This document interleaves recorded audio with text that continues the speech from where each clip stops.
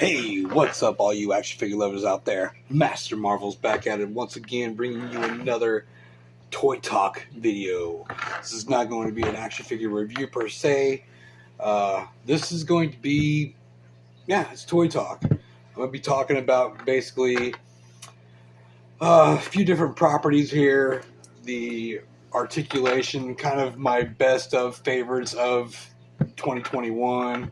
It's just kind of a whole collage of a video all in one right here because I don't have all of my figures anyway handy from this year to actually comprise a list, because I probably could do top 10s of different brands and all that, but it's a lot of work in that. And to be honest though, a lot of my favorites that were from this year I have right here anyways, so I'm not really going to rank them, but just kind of bring them all out. But I'll definitely tell you what my favorite figure is, specifically number one favorite of the year regardless. But you can just kind of tell which ones I really like based on the amount of love I give for them when I'm talking about them.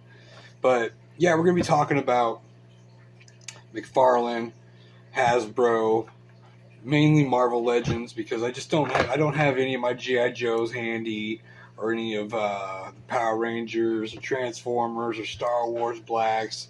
I don't have really any of those handy right now to even to get my hands dirty with them. But we'll be talking about Mattel and Neca, so a few different things. And I don't even mind these back here. These are for later down the road. I'm going to be reviewing these. Which kind of makes me want to talk about Mcfarland first anyways. Because, like I said, this is going to be some of my favorites from this year. And so some of them I haven't even got a chance to open yet, because I know that this Lobo right here is definitely going to be killing it for me. And the same thing with like the Mortal Kombat, what's his name, something Khan, Kotal Khan. Yeah, all those, man, some really good ones over there. But just for what I have already, something that's amazing is this Violator here, which is not just a big chunky action statue or whatever. This is a full-on action figure, very poseable, and it's got a great presence to it, awesome amount of detail, and just the right amount of paint work. I love the wet look to the inside of the mouth. That's just amazing. Yeah, this thing stole my heart. It wasn't the Violator that I knew and grew up with, like the lanky, scrawny one, but I just like this so much better. And just like how it casts a silhouette with the shadowing on it and stuff. I mean, this thing is badass. And it's one of those monsters type things that you can just kind of finagle into any of your displays. It could be Star Wars or whatever, and it would just look really cool. So definitely one of my faves. And yeah, I mean, like I said, I can't really rank these, like if I was doing just favorites of Mcfarland's or something like that, he might have a fair shake at being ranked or something like that. But just overall, with what I have on the table, yeah, I really can't rank. It's just not fair. Shit, I need to put him back there yet. So from the same line, the Gunslinger Spawn, same thing. The presence of it, the silhouette that it cast, the articulation on it, the detail. Man, this thing is sick.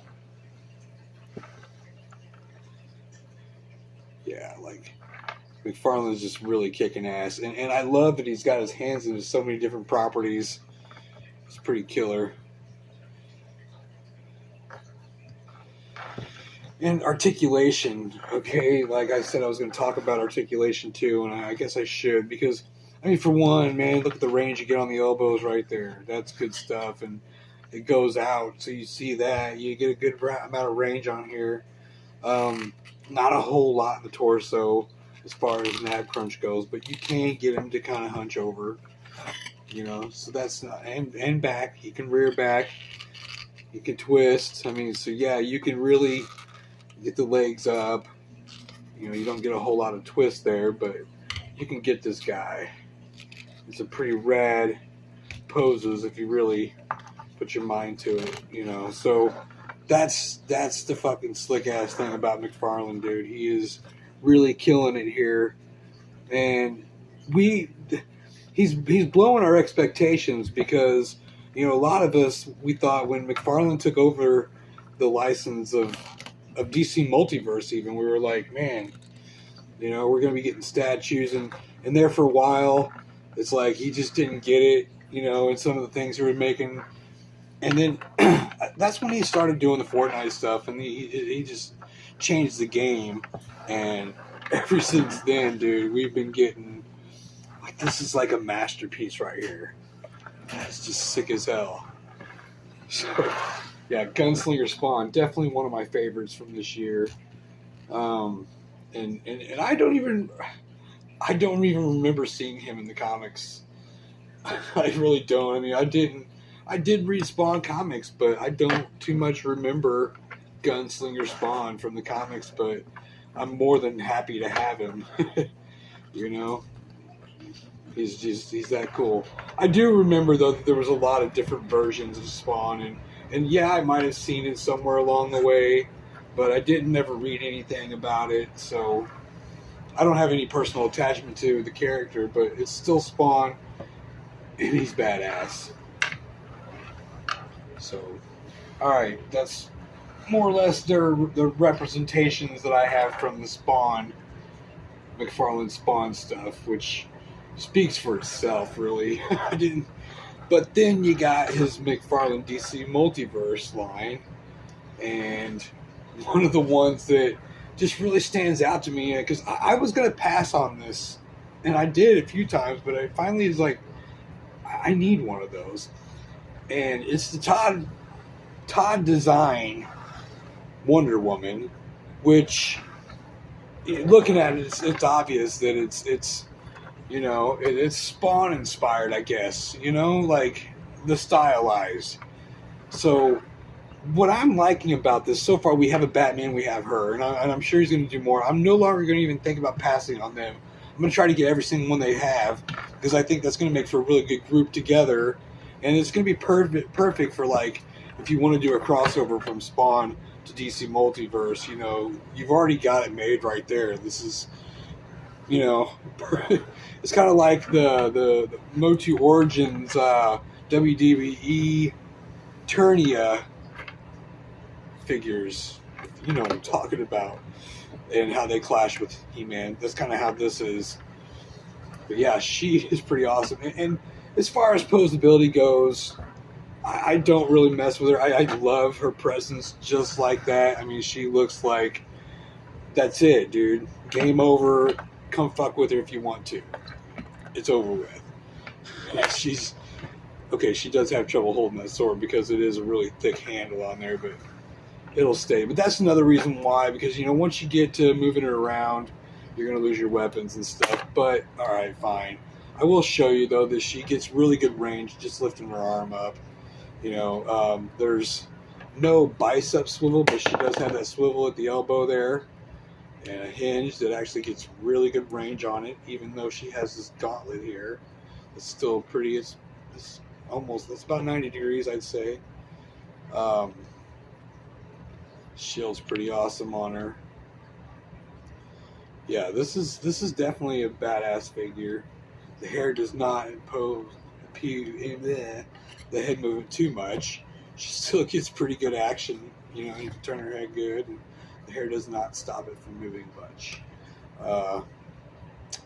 Waist, she's got decent, yeah, it's good. Kicks, nice, out, bam, boom, bend at the knee.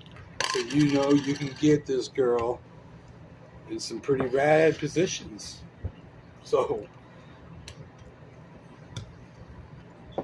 not so much talking about the articulation, but just the love I have of these figures so far.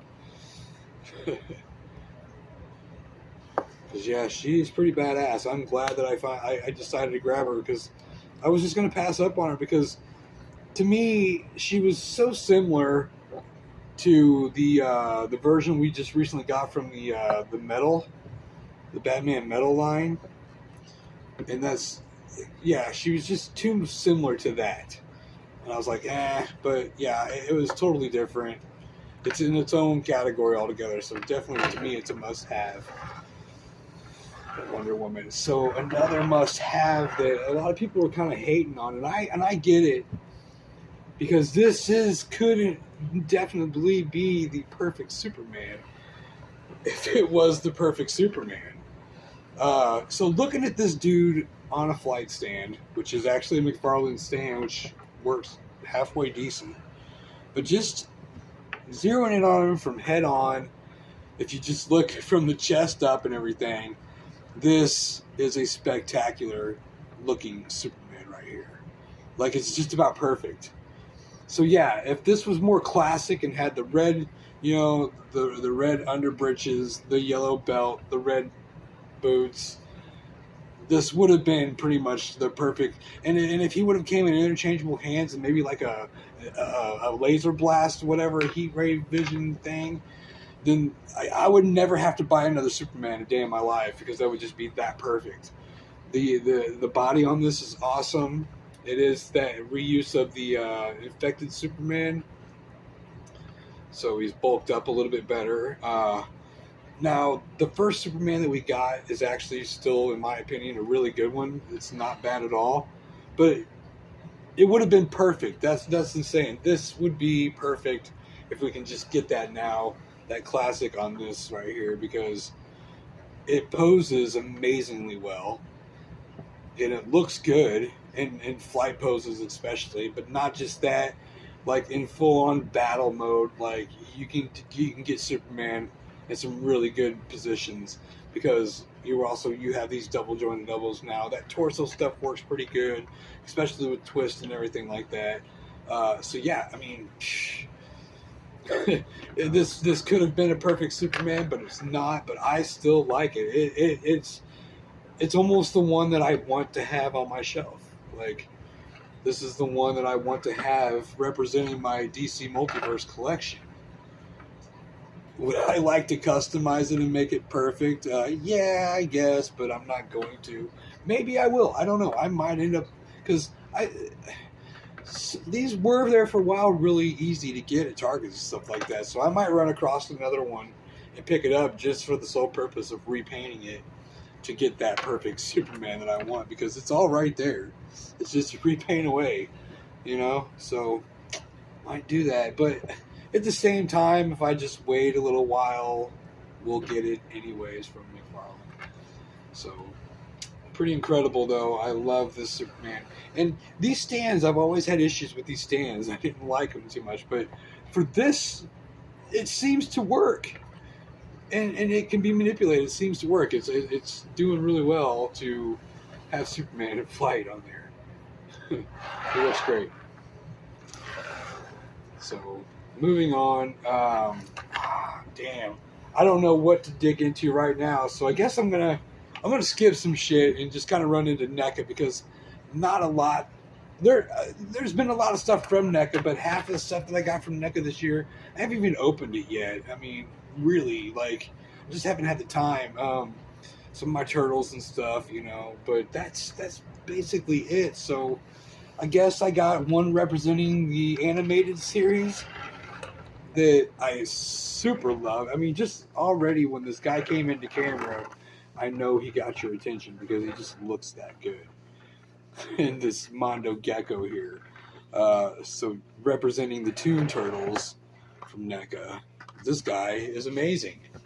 He's everything you wanted and more. It's just so good. It's just so good. It poses great. It looks great. The paint on it's perfect. The articulation on it it blows you away.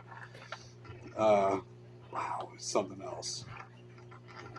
Like I said, it's hard to rank these things. And then you got one representing movie, which there could have been others. There wasn't a whole lot of movie releases this year. We had the Oroku Saki and whatever 2-pack. What else was there?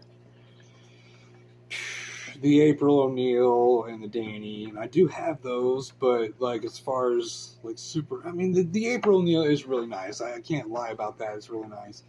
And the first Casey Jones we got, to me, was exceptional. But they went for something else here by taking away that goofy little double jointed elbow that they had, which didn't bother me. But this one now, I think, looks a little silly too. Just the way that cap is on the back there. I don't know, but it's fine. I didn't review this figure when I got it. I just busted them out of the package because I didn't think there was that much difference other than the unmasked version, obviously. And, there was, a few differences, but not worth doing another video on, I didn't think. So I just busted him open to fill a hole on the shelf. And he looks good. But yeah, I mean, as far as it's almost just the arms are different, that's about it. And did they fix it? I don't know. It wasn't broken to me, but it's fine, whatever, either way. We got the unmasked, and there's another one coming down the line. I guess there's a 2-pack with him in April. I'm probably going to pass on that. I say I will, but I doubt I will. So, anyways, Casey Jones, looking good. Mondo Gecko. I'd say if they were in the animated world together, they'd definitely be hanging out as buds, which is possible. Just not in the real world, man. Sorry, Casey. Love these things. Love them. I can't remember. I mean, I know Neca also re-released some different variations of the Super Shredder and stuff, but again, those are just like repaints, and it's hard to. So I guess I probably should have just talked about April anyways. So let's talk about Masters of the Universe, and we'll start with, I guess, Origins, because Origins, to me, it doesn't matter as far as repaints go when it's the right thing and it's something you cherish anyways. It's going to blow you away. And I'm going to go ahead and start talking about, obviously, is the Faker from the Origins line. This thing is so amazing. I didn't think I was even going to be able to get my hands on it because I know that it's just that popular of a figure. To find a retail seemed like it might have been impossible. And I found one. I haven't seen another one since, but yeah, this just hits me in the nostalgia spot. It fires on all cylinders with me, and I love it.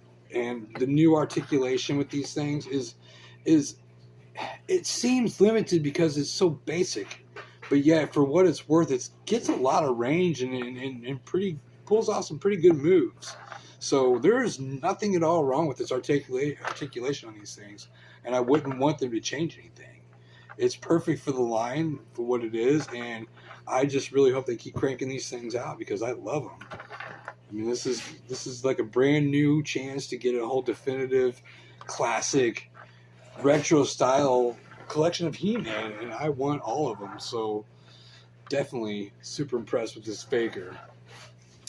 And then, yeah, we're going to go ahead and talk about a couple more that super stoked about, because these guys, I loved both of these figures as a kid, and granted, to me, it wasn't so much the spring action stuff. It was not that I loved about the figures. It was just the simplicity of them, the metal hands, you had one with the karate chop and one with the punch. It made perfect sense, it was a perfect little marriage, and yeah, I had a lot of fun with these, and I like the fact that they reused that vac metal here, and I also like the fact that they didn't go for the spring-loaded action. You could do your own thing with it, make them move however you want. It's not a static arm. So that's really awesome too, because they could have went for that, and I think a lot of fans would have really liked that, but that's not how I feel about this line. To me, it's not about the action features and stuff. It's about getting good action figures. However, if they want to go ahead and do that route, if they want to add the action features on these figures, then I think they could go ahead and do that and put them in like a deluxe form and sell them that way, so that, you know, it's not really something you have to have, but if you want it that way, here it is, we made it for you, come and get it, you know, and charge a little extra, give them a little bit extra so you get your money for even making the thing. Yeah, these things are amazing. I love it. Freaking Fisto. This Fisto right here. I mean, this is like my hero for Eternia right here. Like, this guy is like He-Man standing behind him. Like, I'm gonna let you clear it. You know, that's just how badass this guy looks. Like, he should be the one, you know, ruling or defending Eternia. And Jitsu, yeah, same thing. This guy just looks like a badass. Looks like the guy that's gonna come and fucking start trying to slap old Fisto around and shit. And so nostalgic. Look at that metal hand, dude. Isn't that badass? It just looks so awesome. So yeah, these are definitely some of my favorite figures of the year. And while, okay, we talked about those are the origins there. Now let's talk about, oh, this is gonna be tough. We're gonna talk about the Revelations, and I guess to start with my least favorite. And that's hard to say even, because if I could, like, I would have every single one of those figures out here representing its own line, because to me they're all amazing, you know. But some of them just really outshine more than others, and I guess we'll just start with Scareglow. Yeah, Scareglow here, because he's pretty fantastic looking. I'd say, yeah, he's wicked looking, and this is the regular retail release of him right here. It doesn't have the wire cape or nothing. It doesn't have that glow paint on it, or that heavy, really bright green. But this still looks really awesome. And yeah, and Scareglow was like he's like one of everybody's favorite characters now. And he was never actually even in the original cartoons and stuff. So it's just cool how he just kind of evolved. It's just such a popular, he's kind of like the Deadpool of He-Man, I guess, you know, in a way. Yeah, he's pretty awesome. I love this figure. They just kind of went all out, man. It's, I don't know. I just look at it. Shit, that's what all you can say when it comes to these figures, is just look at them. Oh my god, the next one here is frickin' Stinkor, dude. Like, if Stinkor has ever looked like a badass before, and they did so well at keeping the classic look, you know, like the old toy or whatever, the old cartoon, but just with that new incorporation of today's modern shit, they made Stinkor look like a badass. He really does look like a badass. He's muscular. The only thing I do miss, yeah, I wish he smelled, and I am going to get a hold of some of that oil, and I'm going to do my own thing with these things. Between him and Moss Man, they're going to smell. So, yeah, it's going to happen. I don't care if I have to leave him in a Ziploc bag with that Petuna oil, whatever, him, for a year. He's going to smell like it. But this is just a fantastic figure. And it's one of those that you feel like, it is hitting people's #1 figures. It actually is. Or it's in people's top 5s. And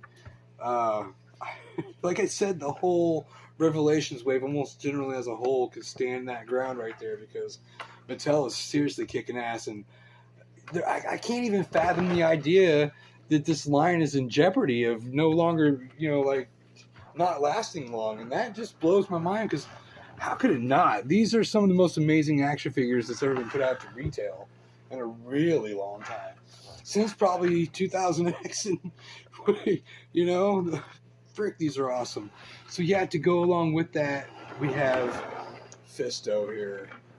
Fisto. Of course. I tried not to pull this guy off my shelf, because I glorified the hell out of him when I talked about him before. I think that was in a Facebook or something video live stream thing, and this guy is killer. Just look at this fucking dude right here. Again, like I said, this is the guy that you feel like should be defending Eternia, while He-Man, you know, looking like that's the problem. Like all the supporting characters look great, but He-Man was the one that just kind of had the weakest features, and that's it. Shouldn't have been that way. Like, we need a good He-Man that really has that presence of being the ultimate badass. And right now it's going to Fisto here because, dude, look how fucking badass he looks. I mean, in Articulation, I don't even talk about that. I don't even have to really point out and move this guy around because you can see just by the way he's standing that he's got the moves like Jagger. This dude can be posted up, and he is. So we're just going to move along for a minute because I'm going to talk about the real star of the freaking show. The real star of the show that I can't get over. Like, I don't know how this figure right here is not sold out everywhere, and how he's not this Man-at-Arms right here, dude. This thing is ridiculously dope. Man, when I put him in the Wind Raider, the new Wind Raider, it was like, oh my god, it's like they made it for him, dude. He looked pretty cool in there, but yeah, again, with the way he moves, and even with the bulky armor, it does not slow him down at all. You can get this guy in some really awesome action poses, and it doesn't matter what you do, he looks good. That asymmetry armor on him, and the way it just kind of ties off with that club. I mean, this guy, you can't go wrong with him. He looks good at all angles. And yeah, freaking hell, dude. This is an amazing figure right here. I absolutely love this one. Shit. So yeah, Mattel, man, you're slamming. And the stuff to come, oh my god. We haven't even touched Triclops yet, or Trapjaw. Are those not going to be amazing? Like, I might actually just push this guy to the side and like, hello, Trapjaw. You know, because, man, I know that one's going to be dope as hell. But this Man-at-Arms, that's a work of art. I love it. And like I said, I've compared this myself, you know, not side by side, but in an opinion to like Mondo. Only in, 1/6 scale here, 7 inch